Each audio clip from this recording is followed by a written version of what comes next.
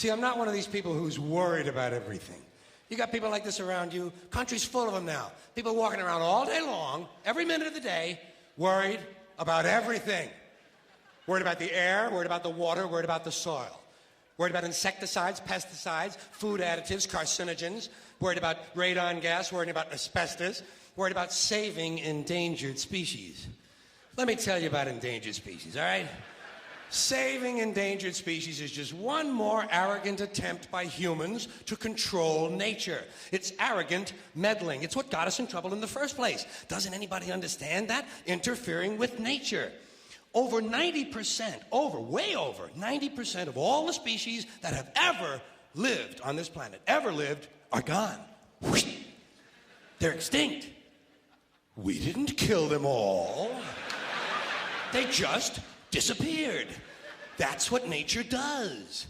They disappear these days at the rate of 25 a day. And I mean regardless of our behavior. Irrespective of how we act on this planet, 25 species that were here today will be gone tomorrow.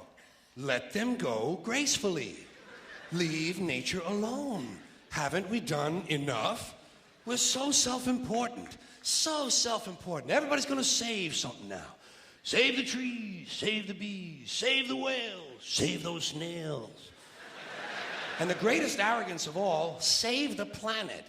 What? Are these fucking people kidding me?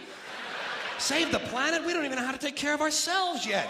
We haven't learned how to care for one another. We're gonna save the fucking planet? I'm getting tired of that shit. Tired of that shit. Tired. I'm tired of fucking Earth Day. I'm tired of these self-righteous environmentalists, these white bourgeois liberals who think the only thing wrong with this country is there aren't enough bicycle paths. People trying to make the world safe for their Volvos. Besides, environmentalists don't give a shit about the planet. They don't care about the planet. Not in the abstract, they don't. Not in the abstract, they don't. You know what they're interested in? A clean place to live.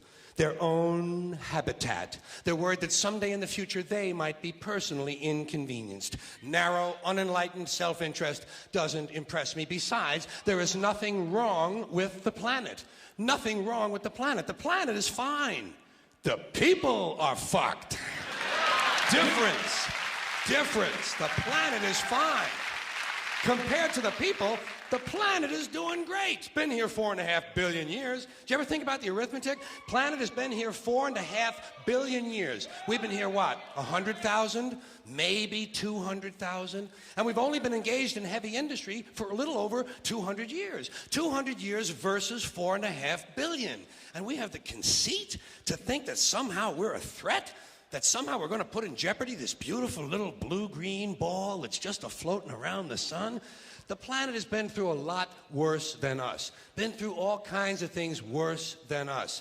Been through earthquakes, volcanoes, plate tectonics, continental drift, solar flares, sunspots, magnetic storms, the magnetic reversal of the poles, hundreds of thousands of years of bombardment by comets and asteroids and meteors, worldwide floods, tidal waves, worldwide fires, erosion, cosmic rays, recurring ice ages, and we think some plastic bags and some aluminum cans are going to make a difference?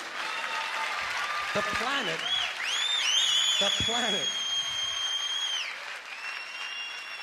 planet isn't going anywhere. We are. We're going away. Pack your shit, folks. We're going away. And we won't leave much of a trace either. Thank God for that. Maybe a little styrofoam. Maybe. Little styrofoam. Planet will be here and we'll be long gone. Just another failed mutation. Just another closed-end biological mistake. An evolutionary cul-de-sac. The planet will shake us off like a bad case of fleas. A surface nuisance. You want to know how the planet's doing? Ask those people at Pompeii who are frozen into position from volcanic ash how the planet's doing.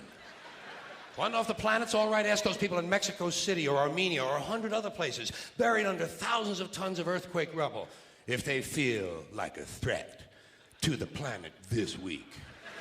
How about those people in Kilauea, Hawaii, who build their homes right next to an active volcano and then wonder why they have lava in the living room? The planet will be here for a long, long, long time after we're gone, and it will heal itself, it will cleanse itself, because that's what it does. It's a self-correcting system. The air and the water will recover, the earth will be renewed, and if it's true that plastic is not degradable, well, the planet will simply incorporate plastic into a new paradigm, the earth plus plastic. The earth doesn't share our prejudice towards plastic. Plastic came out of the earth. The earth probably sees plastic as just another one of its children. Could be the only reason the earth allowed us to be spawned from it in the first place. It wanted plastic for itself. Didn't know how to make it. Needed us. Could be the answer to our age-old philosophical question, why are we here? Plastic. Assholes. So, the plastic is here, our job is done, we can be phased out now, and I think that's really started already, don't you? I mean, to be fair, the planet probably sees us as a mild threat, something to be dealt with, and I'm sure the planet will defend itself in the manner of a large organism, like a beehive or an ant colony can muster a defense. I'm sure the planet will think of something. What would you do if you were the planet trying to defend against this pesky, troublesome species? Let's see, what might... viruses. Viruses might be good. They seem vulnerable to viruses. And viruses are tricky, always mutating and forming new strains whenever a vaccine is developed. Perhaps this first virus could be one that compromises the immune system of these creatures. Perhaps a human immunodeficiency virus, making them vulnerable to all sorts of other diseases and infections that might come along. And maybe it could be spread sexually, making them a little reluctant to engage in the act of reproduction. Well, that's a poetic note.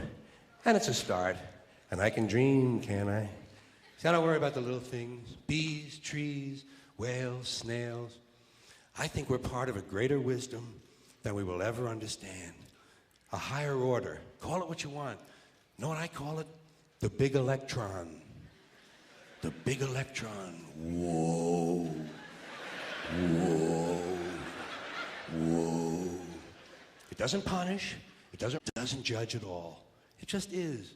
And so are we, for a little while. Thanks for being here with me for a little while tonight. Thank you. Thank you very much. Thank you.